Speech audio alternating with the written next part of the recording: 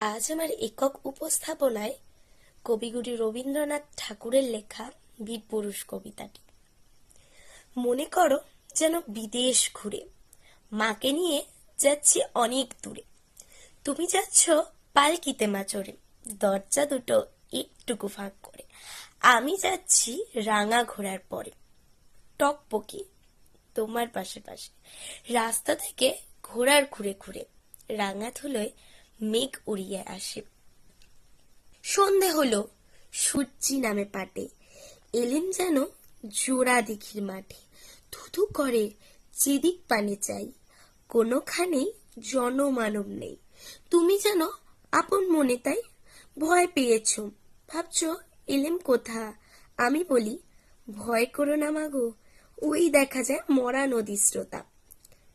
চোর কাটাতে মাঠ রয়েছে রেখে, মাঝখানেতে পথ গিয়েছে বেঁকে।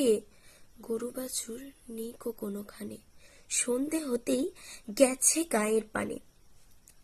আমরা কোথায় যাচ্ছি কে তা জানে, অন্ধকারে দেখা যায় না ভালো। তুমি যেন বললে আমায় ডেকে, দিঘির ধারে ওই যে কিসের আলো। এমন সময় হারে রে রে রে রে রে, ওই যে কারা আসছে ডাকছে রে। তুমি ভয়ে পালকি ত্যাগ কোণে, ঠাকুর দেবতা স্মরণ করছো মনে। বেড়াগুলো পাশের কাটা বনে, পালকি ছেড়ে কাঁপছে থর থর। আমি যেন তোমায় বলছি ডেকে, আমি আছি, ভয় কেন মা করো। হাতে লাঠি, মাথায় ঝাঁকড়া চুল, কানে তাদের গোজা জবার ফুল। আমি বলি দাঁড়া, খবরদার, এক পা কাছে আসিস যদি আর, এই চেয়ে দেখ আমার তলোয়ার, টুকরো করে দেব তোরে সেরে। শুনেই তারা লম্ফ দিয়ে ওঠে, চেঁচিয়ে বলে হারে রে রে রে রে রে। তুমি বললে যাস নে খোকা ওরে।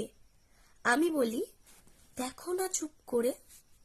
ছুটিয়ে ঘোড়া গেলেম তাদের মাঝে, ঢাল তলোয়ার ঝনঝনিয়ে বাজে। কি ভয়ঙ্কর লড়াই হলো মাঝে, শুনেই তোমার গায়ে দেবে কাঁটা।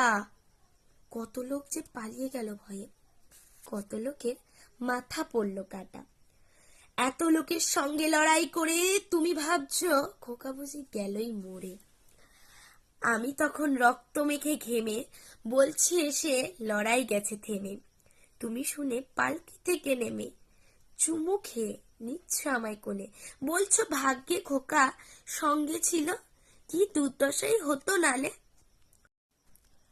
রোজ কত কি যে ঘটে যাহা তাহা, এমন কেন সত্যি হয় না হা। ঠিক যেন এক গল্প হতো তবে, শুনতো যারা অবাক হতো সবে।